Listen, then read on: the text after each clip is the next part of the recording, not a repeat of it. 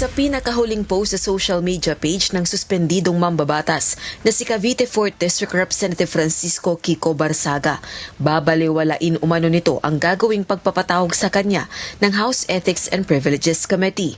Patatalsikin na rin umano siya sa Kamara, ngunit wala na anyang ginawa ang Kongreso ng Pilipinas kundi wasakin ang buhay ng mga Pilipino.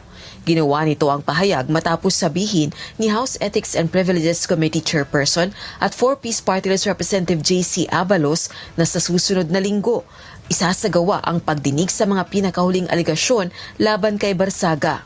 Meron po tayong House members na tumayo on personal and collective privilege. At kahapon po, nagkaroon po ng motion na inadopt ng plenaryo kung saan rine-require po ang Committee on Ethics na italakay ang privilege speech ni Representative Roland Valeriano, interpolated by Congressman Dino Tanwatco, talakayan namin sa aming next regular hearing. So kami po, meron naman kaming scheduled hearing next week, and along with that motion, inadopt rin po natin na inadopt rin ng plenary na rine-require mag-attend po ng ating respondent na si Representative Barsaga. Kasunod ito ng panawagan sa plenaryo ng Kamara ni Manila 2nd District Representative Rolando Valeriano, miyembro ng National Unity Party o NUP, na muling patawan ng suspensyon si Barsaga.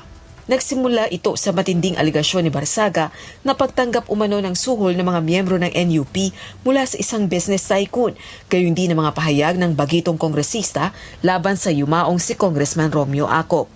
Nagsampa na ng 3 cyber libel complaints laban kay Barsaga, sina Valeriano, House Deputy Speaker at Antipolo 1st District Representative Ronnie Puno at negosyanteng si Enrique Razon dahil sa bribery allegations.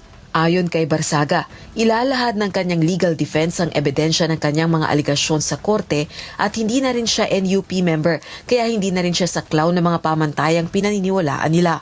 Depende naman sa aksyon ng House members kung mapapalawig pa ang suspensyon o kaya ay papatawan ng expulsion si Barsaga.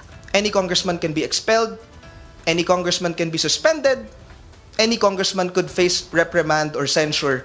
Depende na lang po sa strength ng complaint, depende sa evidence, depende sa course ng hearings, and of course, depende sa depensa ng respondent. So lahat ng congressman posibleng makapag-face ng sanction.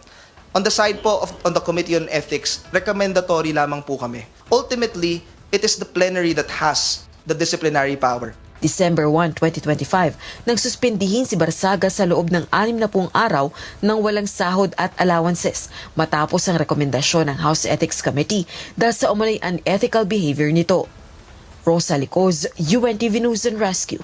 Diyos ang aming sandigan, serbisyo publiko ang aming pinahahalagahan.